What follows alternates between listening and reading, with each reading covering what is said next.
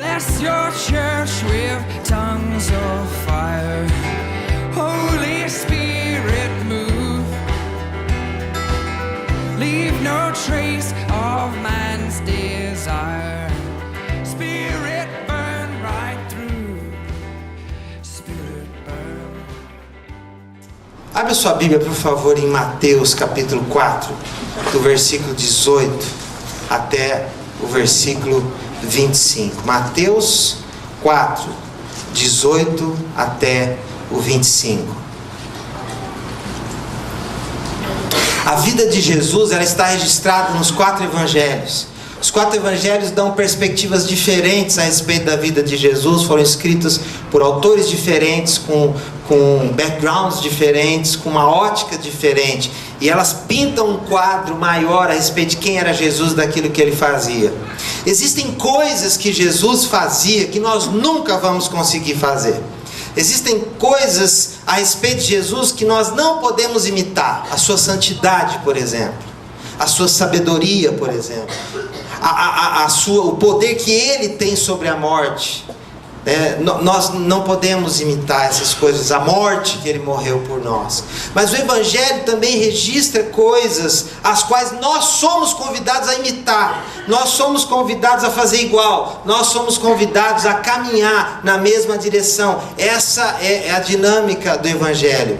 Uma das coisas terríveis que acontece com a igreja dos nossos dias é que ela foi contaminada com as crenças do modernismo, que fala o seguinte: o importante é você ter conhecimento.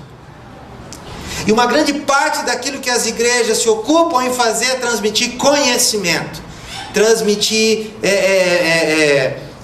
verdades, sim, são verdades, mas de transmitir isso isolado da parte principal, que é nós caminharmos, ou nós fazermos aquilo que o Evangelho nos chama a fazer.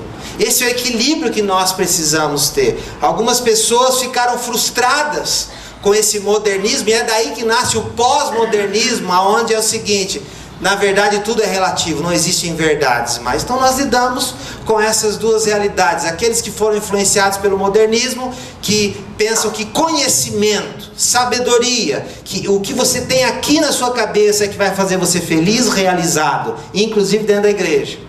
Outras pessoas se decepcionaram com esse conhecimento, viram que não deu certo, viram que não funcionou e se desapontaram com a verdade.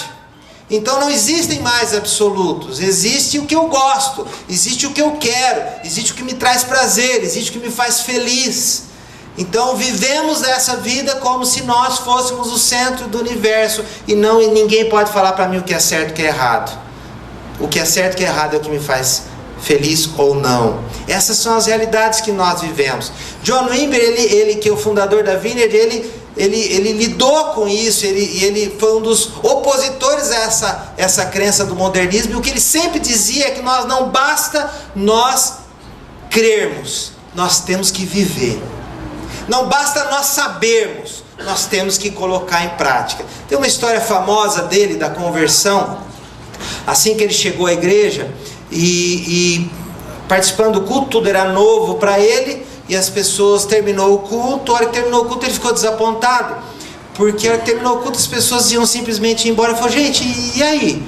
E quando é que nós vamos fazer as coisas? Aí disse que tinha um diácono lá e falou assim: que coisas? As coisas que estão lá no livro.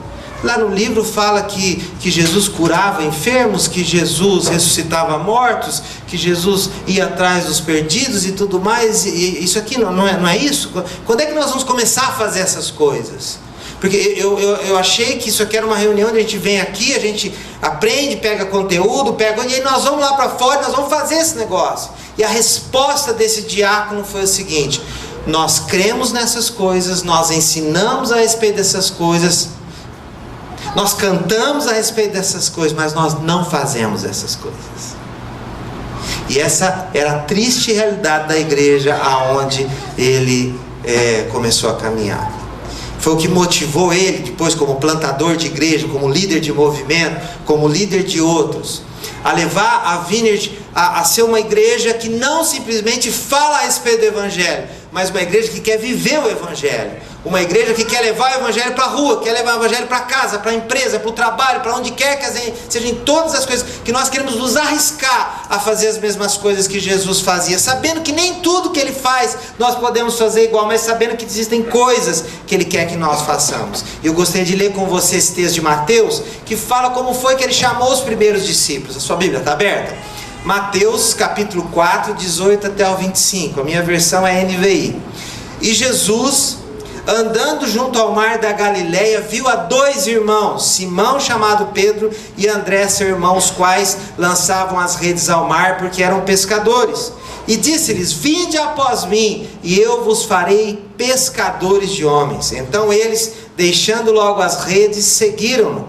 E adiantando-se dali, viu outros 2 irmãos, Tiago, filho de Zebedeu, e João, seu irmão, num barco com seu pai Zebedeu, consertando as redes.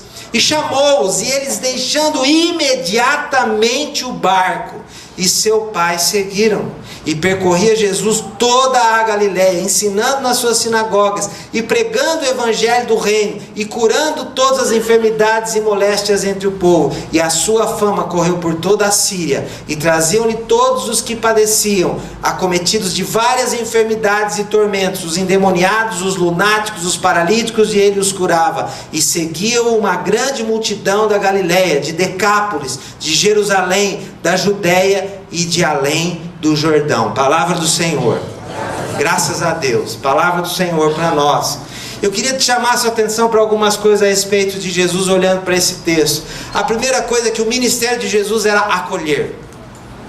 Ele acolhia aqueles que ninguém queria por perto. Jesus sempre fez isso, e Jesus continua fazendo isso. Foi por isso que Ele te chamou. Foi por isso que Ele te recebeu. Foi por isso que Ele te trouxe para perto. Porque talvez outros não quisessem. Outro dia eu estava conversando com o Tony, eu falei: Tony, nós estamos nos metendo numa encrenca, cara. Ele falou: por quê? Porque essa igreja está crescendo, e está chegando gente, e junto com as pessoas vem os problemas delas. E onde é que isso vai parar? Aí nós demos risada, assim: esse é o ministério de Jesus. É isso que Jesus quer que a gente faça. É nessa direção que nós caminhamos. As pessoas os que eram trazidos para Jesus eram os enfermos, os endemoniados, os atormentados, os lunáticos, os paralíticos. Essas eram as pessoas. As mulheres que ninguém dava atenção, as crianças que ninguém se importava, os leprosos que eram colocados para fora da cidade, aqueles que ninguém queria por perto, os cobradores de impostos, tipo o Tiago, assim, né? Por isso nós recebemos o Tiago aqui. Nós recebemos até cobradores de impostos, né? E essas eram as pessoas que Jesus trazia para perto. Ele incluía, ele acolhia, ele trazia, ele dedicava tempo às pessoas.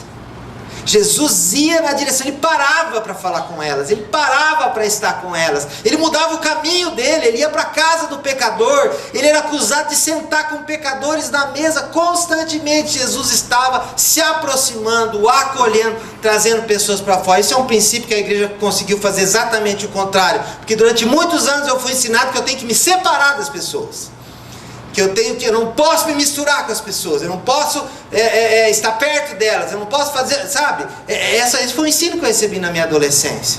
Jesus, ele trazia as pessoas para perto, ele as acolhia, ele amava os marginalizados. E aqui nós vemos um texto dele começando a chamar os seus discípulos, um bando de gente imperfeita. Jesus não foi chamar para ser os seus discípulos os caras que estavam na sinagoga, ele não foi chamar os melhores, né? Aqueles que eram os melhores alunos, aqueles que eram os que tinham decorado a Torá, aqueles que estavam sendo preparados para serem rabinos. Ele podia ir lá, ele podia ir na academia, ele podia ir no seminário teológico deles, ele podia ir lá onde os bambambãs estavam aprendendo. Jesus foi chamar os seus discípulos na rua, ele foi chamar e chamou pescadores, pessoas simples. Sabe por que eles eram pescadores? Porque eles não serviam para estar na academia, eles não serviam para serem treinados para ser rabinos. Essas são as pessoas que Jesus chama, ele acolhe, ele traz para perto. E a próxima coisa que Jesus faz é Jesus cura. O texto que nós vemos fala, ele ia curando as enfermidades, curando os endemoniados, os lunáticos, os paralíticos. Jesus curou todos os tipos de doenças. as que chamam mais atenção foram as curas físicas que ele fez. Ele ressuscitou mortos, né? Ele curou paralíticos, ele curou pessoas que tinham lá um fluxo de sangue que estava caminhando para a morte. Jesus curou essas pessoas, e essas são sempre as nossas maiores recordações a respeito da cura, e nós cremos que o Senhor continua curando hoje, sempre com aquela percepção a respeito do reino está aqui, mas não completamente aqui. Mas nós não desistimos de orar pelas pessoas, nós não desistimos de orar para que as pessoas sejam curadas, para que elas recebam o reino presente, sabendo que isso não está no nosso controle, mas o nosso papel é orar. Mas Jesus, ele não curou apenas as doenças físicas, Jesus curou as doenças do coração. Jesus acolheu as pessoas que estavam machucadas, abandonadas, separadas, marginalizadas, as pessoas que ninguém queria por perto, e ele trouxe para perto, ele trouxe para junto dele, e ele curou o coração dessas pessoas. Ele foi na direção daqueles que ninguém queria ir. Ele foi na casa de Zaqueu, que era um ladrão sem vergonha, né, que estava roubando as pessoas da sua própria nação, e ele foi lá, e ele alcançou aquela pessoa, e ele devolveu 4 vezes mais de tudo aquilo que ele havia roubado. Que isso aconteça no Brasil, em nome de Jesus, né? Ô Senhor Jesus, usa a gente para isso, né? Nós vamos pegar um avião para Brasília e nós vamos, Deus do céu. Jesus trouxe cura da principal doença que nós temos, que é o pecado, que nos leva à morte, e não simplesmente a morte física, mas a morte eterna. Jesus trouxe vida, e trouxe vida eterna para as pessoas, e trouxe esperança. Jesus trouxe libertação extraordinária. As pessoas que conviviam com Jesus não eram mais as mesmas. As pessoas que conviviam com Jesus foram transformadas, foram transtornadas. A pessoa com quem nós temos que estar junto, que nós temos que grudar, que nós temos que estar perto, que nós temos que aproveitar todas as oportunidades, seja no louvor, seja no grupo pequeno, seja no ensino, seja na missão, nós temos que estar perto de Jesus, porque estar perto de Jesus significa vida para nós. A promessa que ele deu lá para a mulher samaritana é o seguinte: você pode me dar água que mata a minha sede, mas eu posso dar para você uma água que você nunca mais vai ter sede, mas de você vão jorrar rios de água viva para a eternidade. Essa é a promessa de Jesus, que essa vida que pode vir ao nosso coração, mesmo em situações de luto como essa que seu Antônio Carlos está vivendo, essa situação que a família Betoni está vivendo, essa situação que a minha família está vivendo, rios de água viva vêm de nós, não por outro motivo que não seja a presença de Jesus. E ele curava e trazia essas pessoas. A característica mais clara de Jesus: ele era um curador de pessoas. Existem pessoas cuja característica dela é machucador de pessoas. Vocês conhecem gente assim? Tem pessoas que parece que por onde elas passam, elas deixam um rastro de pessoas machucadas. Machucam pessoas com as suas palavras, machucam pessoas com as suas atitudes, machucam pessoas com os desapontamentos que essa pessoa deixa, com as acusações, com a ausência, com tantas coisas. A marca de Jesus é cura. E nós somos povo de Jesus. Nós somos chamados a sermos pessoas que curam, curadores feridos. Nós ainda estamos feridos, nós ainda estamos sendo curados, nós ainda estamos na enfermaria, nós não recebemos alta ainda, mas mesmo enquanto nós estamos aqui, nós estamos curando a outros. Isso me lembra uma história da Dona Nena. Dona Nena está aqui? Domingo passado, dos 2 cultos, acho que ela está pegando uma folga hoje, ou talvez ela venha à noite. Dona Nena é uma fundadora aqui dessa igreja, e a Dona Nena foi internada alguns anos atrás, e ela ficou lá no hospital estadual, e durante o tempo que ela estava lá, numa situação complicada que exigia internação, e ficou lá bastante tempo. Durante o tempo que ela estava lá, ela mudou a condição do andar onde ela estava internada. As pessoas iam até ela, onde ela, na cama dela, onde ela estava, para ouvir as palavras de esperança e de vida que ela tinha. Teve gente que cometeu a imprudência de falar para ela: me fala um pouco da Bíblia. A Dona Nena, meu amigo, ainda mais falar Apocalipse, Se falar Apocalipse, pode sentar que lá vem história. Ela vai falar uma semana, apaixonada por essas coisas. Uma doente curando outras pessoas. E onde nós estamos, dentro da nossa família, dentro do nosso trabalho, dentro desse Brasil, dentro dessa cidade, aonde nós estamos, nós somos pessoas ainda que estão em processo de cura, mas que Deus quer usar você para curar outras pessoas também. Outra característica de Jesus é que ele convocava as pessoas. Aqui no texto nós vemos, ele chamando essas pessoas para o arrependimento. O texto fala, ele estava ensinando e pregando o evangelho do reino. A mensagem do reino não é qualquer coisa. A mensagem do reino não era qualquer mensagem. Ele pegava essas pessoas, ele as acolhia, eles trazia para perto, mas ele as desafiava para a mudança. O chamado de Jesus é para que eles se arrependessem. Eu assisti o vídeo do Fabiano ensinando aqui a semana passada. Ele mencionou que o arrependimento faz muito sentido quando nós entendemos que o homem se afastou de Deus. E o arrependimento é eu voltar e dizer: Deus, seja o rei sobre a minha vida, seja o Senhor para a minha vida. Ele convidava essas pessoas para mudança, para segui-lo, para estar com ele. Ele deu esperança para as pessoas, mas ele deu também para delas uma nova maneira de viver. Foi isso que Jesus chamou a mim e a você para fazer. Ele não nos chamou para dar uma religião, ele não nos chamou para dar um programa de domingo de manhã, ele não nos chamou para que nós simplesmente tenhamos uma passagem para o céu. Ele nos chamou porque ele quer transformar a nossa vida. Ele nos convida para que ele seja o Senhor e para que nós vivamos um novo estilo de vida, o estilo de vida do reino de Deus, onde nós lidamos com todas as coisas de forma diferente. Nós lidamos com o dinheiro de forma diferente, nós lidamos com o trabalho de forma diferente, nós lidamos com a família de forma diferente, nós lidamos com o nosso corpo de forma diferente, nós lidamos com a nossa nação de forma diferente. Todas as coisas, elas são governadas pelo Senhor a partir do momento. Esse foi o convite de Jesus o tempo todo, convidando pessoas para se arrependerem e para seguir. Nós somos chamados para seguir Jesus. Esse é o nosso chamado. Sabe, tem gente brigando para ser líder, mas o principal chamado, não aqui, graças a Deus, o nosso principal chamado não é sermos líderes, é sermos seguidores. Seguidores de Jesus. Essa é a nossa identidade. Para onde Jesus está indo? Eu estou indo junto. O que Jesus está falando? Eu estou aprendendo. O que Jesus quer que eu faça? Eu faço. Nós somos chamados para esse novo estilo de vida do reino. A última coisa que eu queria destacar é que Jesus, além de convocar para essa vida, ele comissionava as pessoas. Ele pegou esses homens pescadores e falou para eles: agora vocês vão ser pescadores de homens. Eu gosto demais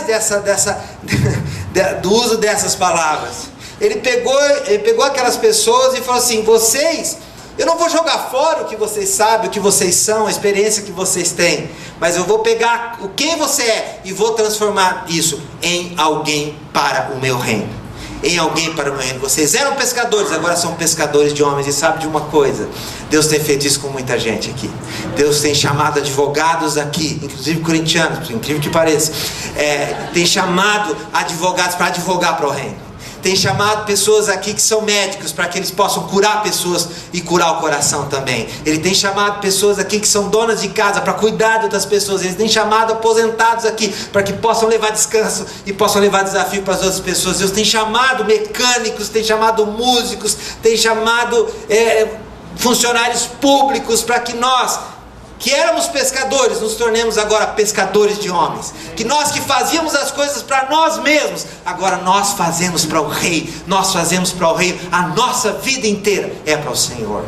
O Senhor nos convida para isso. A intenção de Jesus era intencional a respeito de multiplicar o reino de Deus. Intencionalmente ele estava convidando pessoas. E depois a ordem que ele deu para eles foi: agora vocês vão e ensinem outros. Mateus 28, 19 até o 20. Agora vocês vão e ensinem outros, ensinem outros. Jesus não estava construindo alguma coisa para aquele momento.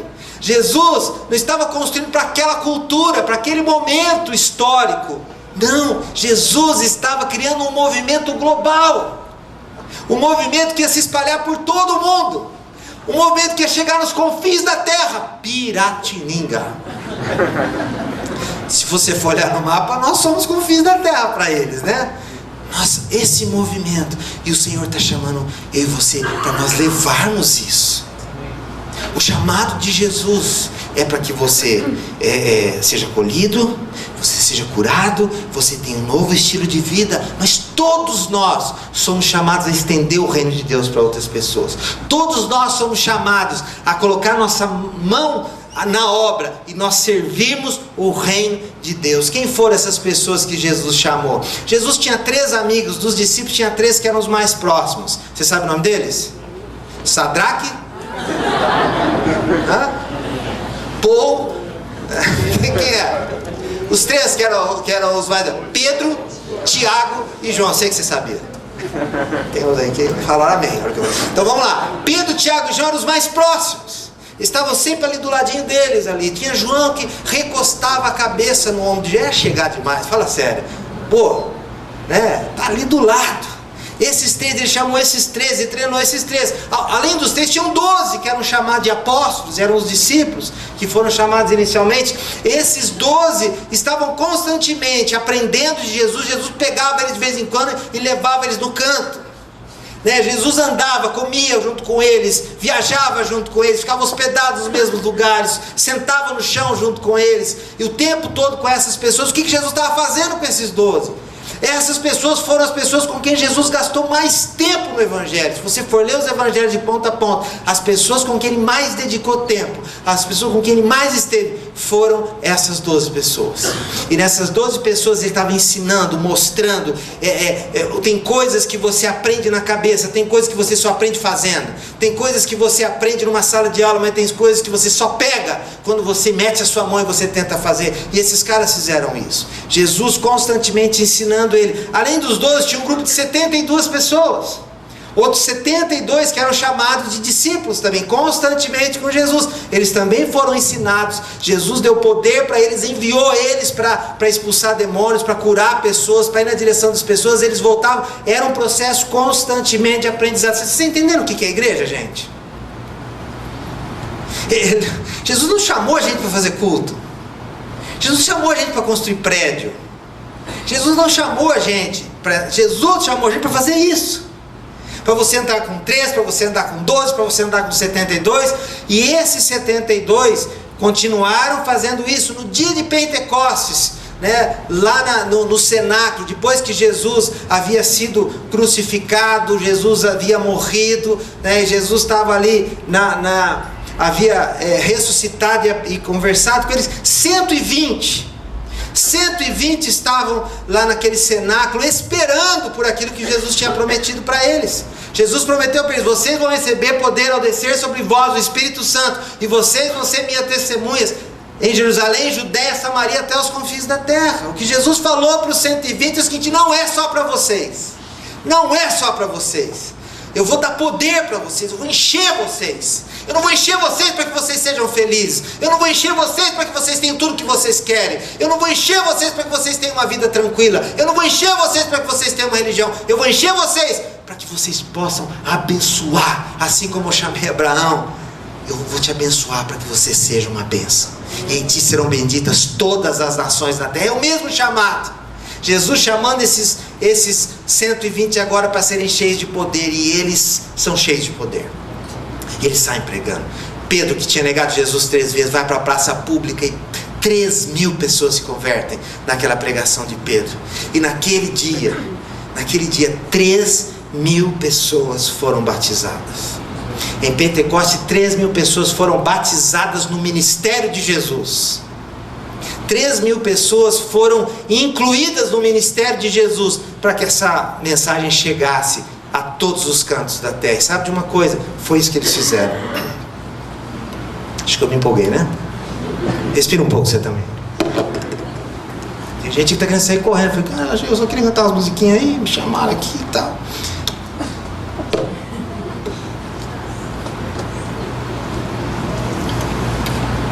Eu sei que é uma sentença. Vamos lá. Aí o que acontece? A igreja começa a se expandir.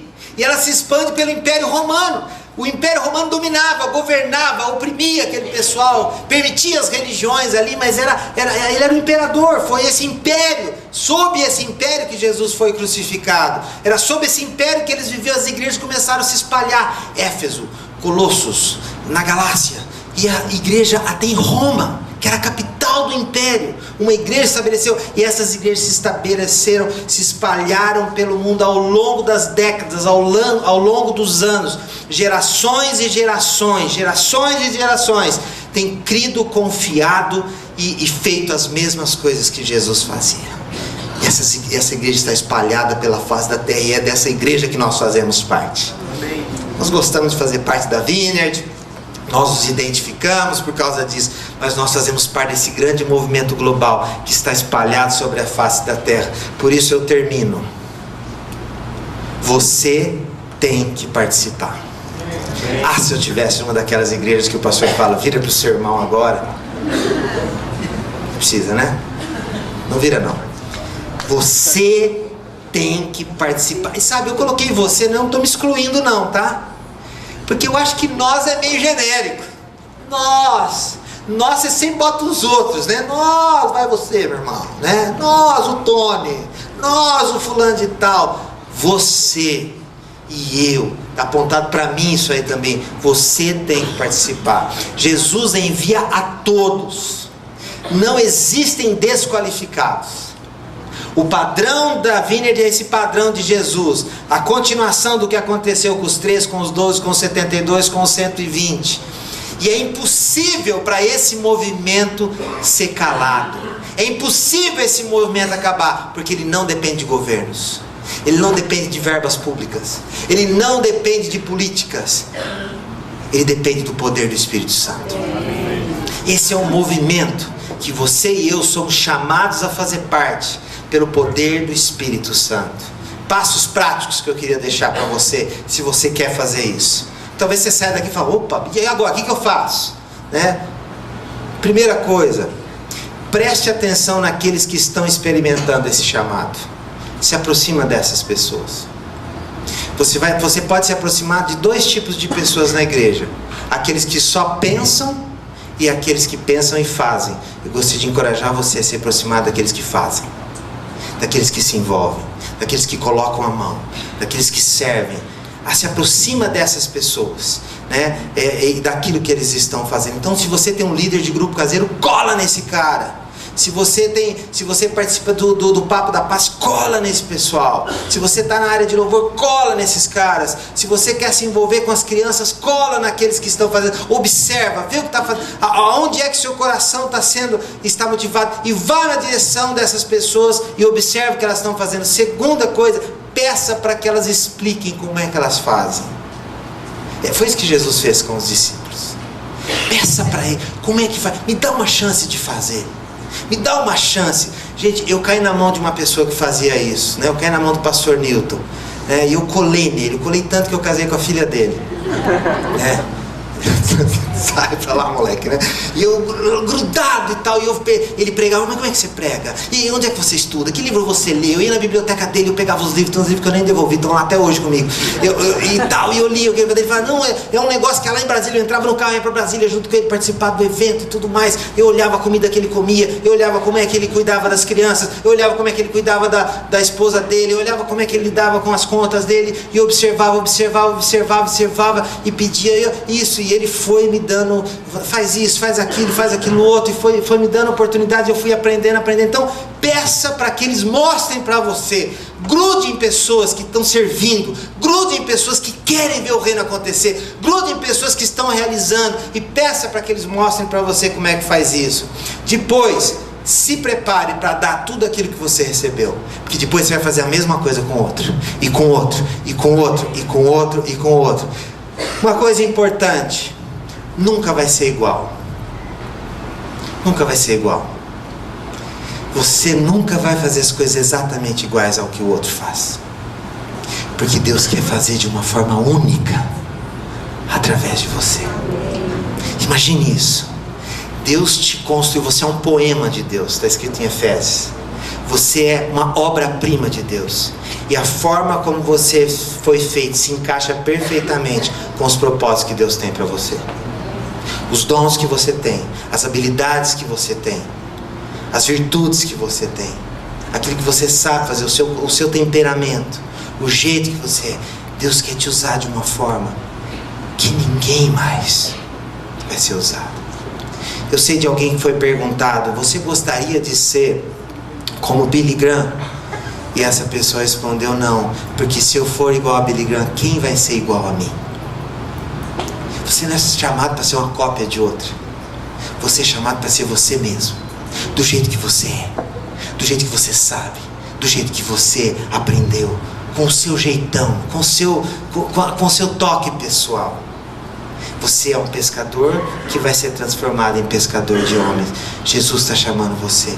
E sabe, o ministério não é só para pastores, não é só para líderes, não só é para aqueles que fizeram um treinamento formal. O ministério é para todos. Spirit